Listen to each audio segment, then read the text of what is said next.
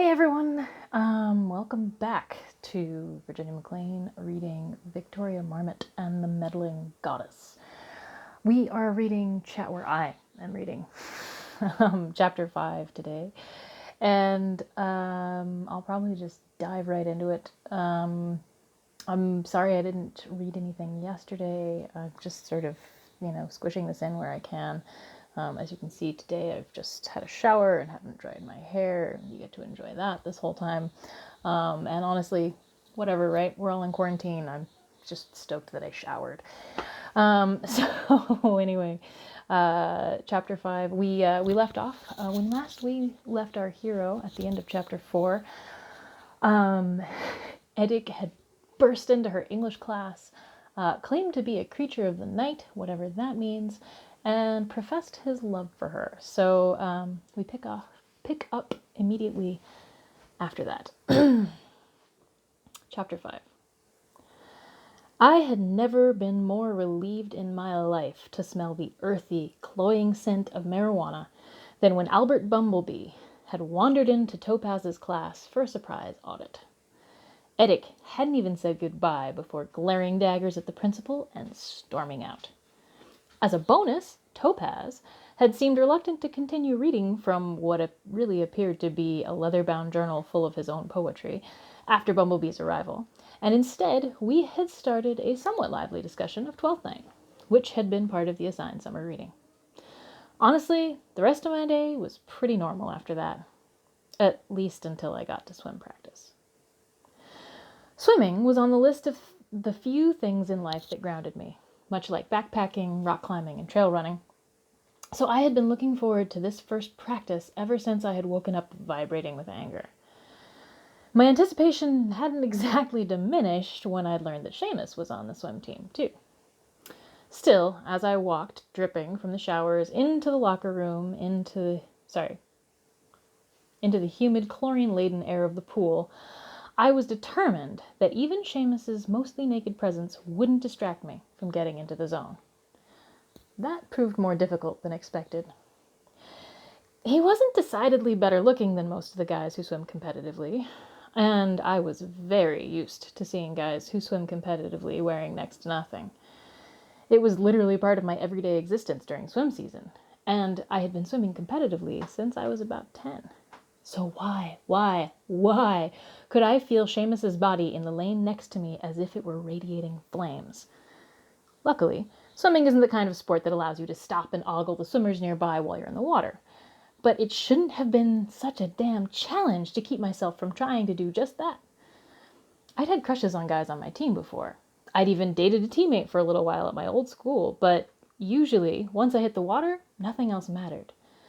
At least on a normal day. Today was clearly not a normal day. As evidenced by the completely naked creep swimming right underneath me. "What the actual—" I screamed, pulling myself from the pool as though the water were lava. Everyone was staring at me as I stood on the poolside, shaking with rage. I could tell, but my eyes were fixed on the water where Eddick, still, but naked, was blithely hanging out near the bottom of the pool, without coming up for air, and waving gaily at me as though this were all terribly amusing and wouldn't we laugh about it later. But before I could even draw breath to ask if anyone else saw what was happening, a giant ball of fur shot past my left arm and flew into the water, going straight for the nudist. Suddenly, the water was a giant froth of wolf, blood, and naked crazy person. Despite what my brain tried to tell me about the low likelihood of a wolf diving into a school pool during a swim practice, my eyes were quite convinced by the evidence to the contrary. I was too familiar with wolves to mistake it for anything else. The coat, the size, the lankiness, the flash of amber eyes that I saw briefly at one point when it came up for air, all of it shouted wolf, especially the giant canines that were visible just before they tore into Eddick's arm again. Once the initial shock wore off, I took a quick look around and saw that the same shock was nowhere close to wearing off all of my fellow swimmers. Indeed, many of them had already run for the changing rooms. Even Seamus was nowhere in sight. Right. So this was going to be on me then. Fine. I had a moment of wanting to just let the wolf ravage the batshit weirdo who had been swimming naked underneath me, because honestly, just ew. But Edic probably didn't deserve to die for his crimes, and, well, I really didn't want the wolf to get killed. Although, since the wolf was attacking humans, it was probably already sick, and there was no way it would be getting out of here alive if authorities of any type showed up. Besides, what the hell did I think I could do to stop a wolf from attacking someone anyway? Other than lose an arm, that is. Then, a quiet voice spoke up beside me, and I almost jumped out of my skin. "Do you plan to just let them go on like that?" the voice asked. I turned to see Mr. Topaz, of all people, standing there wearing the three-piece suit he'd donned for our class that morning. Did you have any ideas for getting them to stop?" I asked. He shrugged. "No, and it wouldn't bother me normally, but I like that Seamus bloke, and I wouldn't want him to get hurt. Edic's a git, anyway." What does Seamus have to do with any of this? I was beginning to wonder if Topaz was actually as batty as his poetry suggested. "The wolf," he said, nodding at the churn of water ahead of us, "is your friend, Seamus?"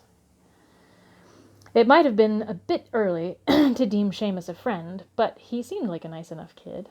He did not, however, seem like 130 pounds of canine fury. I'm fairly certain that Seamus is not a timber wolf. Really? Interesting. Is he a Mexican red or something? But he's all black. I'm not very good with animals. This conversation was getting away from me fast. Just then, I heard a small scream and turned to see none other than Seamus, locked in Edic's unyielding grip. The wolf was nowhere in sight. I wanted to ask what had happened to the wolf, or how Seamus had shown up without my noticing, or why he was suddenly naked, but I didn't take the time. I had been somewhat absorbed in talking to Topaz anyway, so Seamus must have come running from the changing rooms just as the wolf ran out, and it all must have happened while I was staring in disbelief at my English teacher, who was suggesting that Seamus was also somehow a wolf. Giving up on figuring out how it had gone down, I went to split up what had now become a simple fist fight, well within my purview, and unlikely to lose me any extremities. Not bothering to walk around the edge of the pool, I dove straight for the two young men entangled in the water, and as soon as I broke the surface on my way up, I also broke Edic's hold on Seamus's neck with the simple expedient of a punch in the face. Fun fact, getting punched in the face will distract most people who aren't used to it, and very few people are used to it. As soon as Edic loosened his grip, I grabbed Seamus by the shoulder and swam him towards the side of the pool. By the time Edic recovered, I had already thrown Seamus into a beached whale position on the side of the pool. I spun back to Edic, ready to receive whatever attack he might throw at me, my legs treading water and my hands in a fighting stance. I wasn't used to fighting in the water. I would have to ask my sensei about incorporating that into an upcoming lesson, though. It would be fun. But I was willing to bet that Edic wasn't used to it either, and by this stage, I was looking forward to kicking his ass. I was disappointed, though. As soon as Seamus was out of the water, Edic stopped trying to attack. "Are you all right, my darling?" I propelled myself towards the deck as quickly as I could. "Get away from me, creep!" I shouted, while pulling myself out of the water as quickly as possible. Seamus was gone. That was weird as hell, since he'd seemed almost unconscious when I'd pulled him from the water, and I'd only turned my back on him for a handful of seconds to see if Edic was going to keep fighting. While my eyes tried and failed to locate Seamus, I felt a hand touch my ankle and kicked backwards, connecting solidly with what felt like Edic's nose. It gave a satisfying crunch, and he gasped in pain. But I didn't turn back to see what he was doing. I just made a beeline for the ladies' locker rooms and hoped to hell he wouldn't follow me in there. And that is it for Chapter 5. I'm about to immediately record Chapter 6 because I took yesterday off, so you get 2 chapters for 1 today. And yeah, I think that's about it. I hope that this continues to make you smile in some small respect. And I'm going to link to the next one. You may have noticed a change in location today. I am filming from our office instead of our living room. But I'll probably go back to filming in our living room again later. We'll see. This is slightly more sound guarded than our living room. So that's why I'm in here. And I'm off to record Chapter 6 right away. I'll post them both really soon, and you can enjoy them. And then hopefully I'll post Chapter 7 tomorrow. Well, hope you're all staying as well as possible, and yeah, stay safe, take care.